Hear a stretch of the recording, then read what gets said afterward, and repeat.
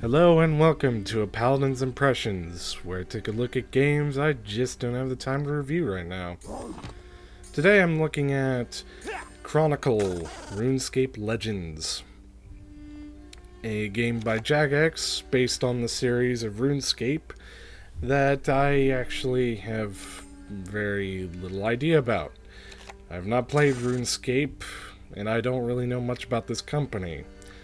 Apparently I'm supposed to know more, but, sorry, I don't.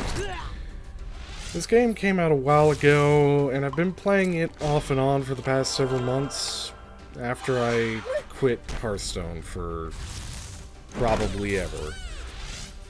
I have too many problems with Hearthstone to really accept its current place. I don't think they do balance correct. I'm tired of cards just being massively OP. I just want something new. RuneScape is one of the first CCG games I've tried, and it's certainly interesting, as you can no doubt tell. I've played about 12 hours of this game, and I've done casual and league and their version of arena. I'm really intrigued by this game. So, what is it? A lot of this game is definitely inspired by Hearthstone. I mean, certainly there's a lot of similarities in how the deck is built and how it's sort of played out. And the business model is very familiar to Hearthstone. It's clear that they took a lot of good ideas that Blizzard developed and then went their own way. And that has become more and more obvious as time goes on. You're welcome. Does it set itself apart from the rest? I would say it does, yes.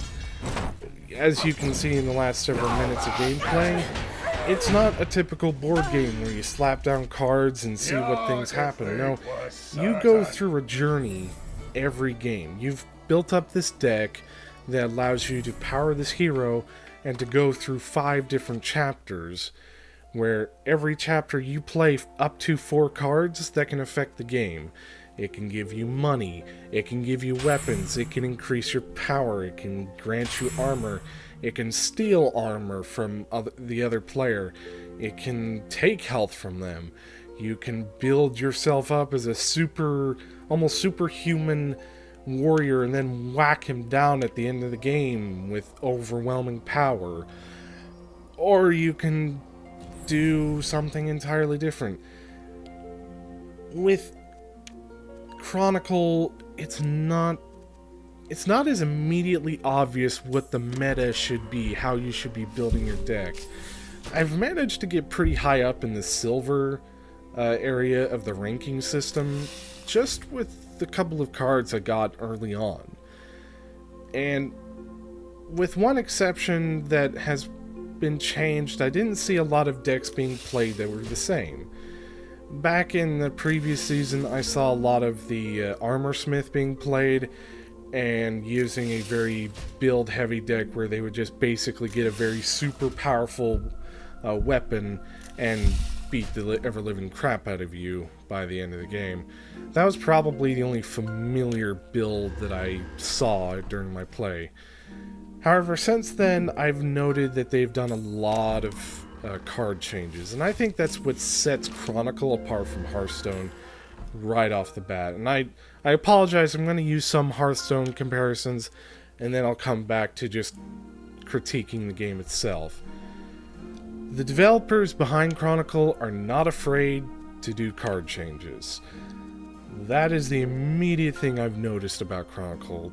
The first, one of the most powerful cards for mages, where you could get, where if you place it on the board, and it will do direct damage to the hero times 3 of however many cards you had in your hand. That could be up to 10 cards, especially if you play it correctly, and that would be 30 damage, potentially. Granted, hitting 30 damage potentially is Still pretty hard to do, but it was possible. Pretty quickly on, they nerfed the card down to ×2 instead of ×3 on however many cards you had in your hand. And that wasn't the only card that they were willing to balance, and they have done balance changes to cards during its lifetime. And I have to say, I much prefer that to how Blizzard handles Hearthstone. It was one of my biggest gripes with Hearthstone. Just absolutely hated the fact that there were just cards that were broken, that would constantly be used, and Blizzard would do nothing about them. In this game, they're more than willing to balance it, and if they balance it so much that they feel like the card is forever changed, they will refund you for however much that card cost. That right there, big kudos out of the gate. Another thing I have to give kudos for, the quest system is quite exceptional. You have 3 daily quests that you can do. There's then a harder quest and then an epic quest. All of these give you coins that you can spend on cosmetics or more card packs. And I feel like with this one, the player definitely benefits from it because it gives you more cards much more quickly. That combined with the fact that cards at least seem to be balanced. Again, 12 hours of play, I haven't done a ton of in-depth research on each card, but the fact that I'm able to go into the ranked battles and not feel like I got my ass totally handed to me because I didn't buy a ton of special cards, gotta give them props for that. I don't know what it's like at gold rank. Could be that I get my ass handed to me. Couldn't say. There's also 9 heroes that you can choose from. Or is it 6? My apologies. 6 heroes that you can choose from. You have a vampire, you have a warrior, you have a mage, who I play a lot. You have different styles of play right there.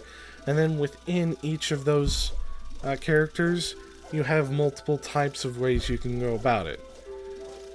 Now, before I continue on, you may have noticed how long it took me to find an opponent. That is one of the concerns I have about Chronicle. Its community is still very small after release, and I don't get the impression that it's increasing or decreasing at a rapid rate, so that is a concern. Because it's pretty obvious that this has kind of become a niche within the genre, and that I don't feel like it's going to change anytime soon. Updates are also my time for preparation runs have low. kind of slowed down, I think I've noticed. Not too drastically, but they're also not picking up any steam from before. I say all this because that is perhaps my biggest concern with recommending Chronicle to anyone, is that this game might close down sooner than maybe one would expect. And that's a valid concern to have. This is a game you can put, theoretically, a lot of money into, and then have it taken away from you within a year or two. I'm not saying it's going to happen, but it is definitely something to be very concerned about if you want to get invested in this game, and that might be what's causing people to not be interested in it. Other concerns I have, I feel like this game is more graphically intensive than it should be.